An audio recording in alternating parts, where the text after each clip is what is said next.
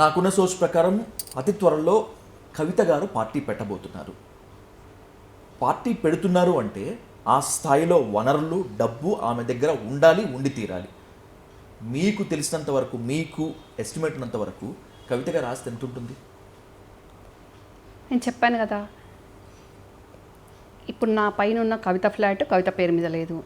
ఇప్పుడు కొత్త ఇల్లు కూడా వేరే వాళ్ళ పేరు మీద ఉందంట. ఫామ్ హౌస్ నాకు బంధువు అవుతారు కాబట్టి తను కూడా ఒక లేడీ కాబట్టి చెప్పడం బాగుండదు. మోకిల్లాలో చాలా విల్లాలు ఉన్నాయంటారు.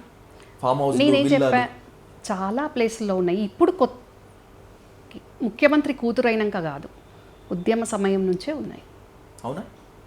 అవునా ఏంది వాస్తవాలండి. కవిత గారికి ఒక నెగిటివ్ బ్రాండ్ ఇమేజ్ ఉండేది. ఉద్యమంలో వసూళ్ళు, ఈ డబ్బు మొత్తం మెయింటైన్ చేసేటువంటి కీలక బాధ్యతల్లో కవిత ఉన్నారు అంటారు.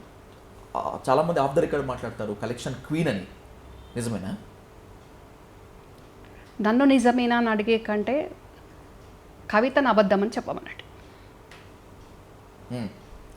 నాకు తెలిసి ఈ మాట ఆమెను అడిగితే అబద్ధమే అంటారు, కానీ నిజమా కాదని చెప్పగలిగిన వ్యక్తి మీరే రమ్య గారు.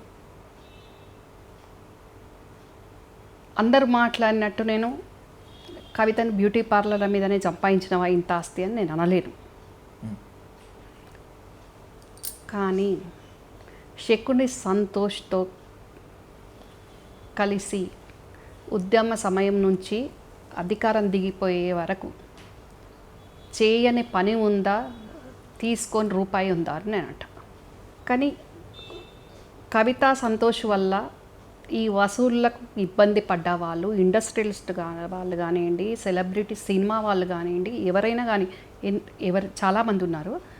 వాళ్ళందరూ కూడా మళ్ళొక్కసారి అయితే కేసీఆర్ గారి మీద గౌరవం అయ్యి ఉండొచ్చు, లేకుంటే మళ్ళొక్కసారి వీళ్ళే అధికారంలోకి వస్తే మమ్మల్ని ఇబ్బంది పెడతారు, అయిపోయింది ఏదో అయిపోయింది అనుకొని చెప్పలేక, చెప్తే పరువు పోతుంది, కొందరు ఇంటర్నల్గా చెప్పుకొని కుమిలి బాధపడ్డ వాళ్ళు ఉన్నారు, శాపనార్థాలు పెట్టిన వాళ్ళు ఉన్నారు.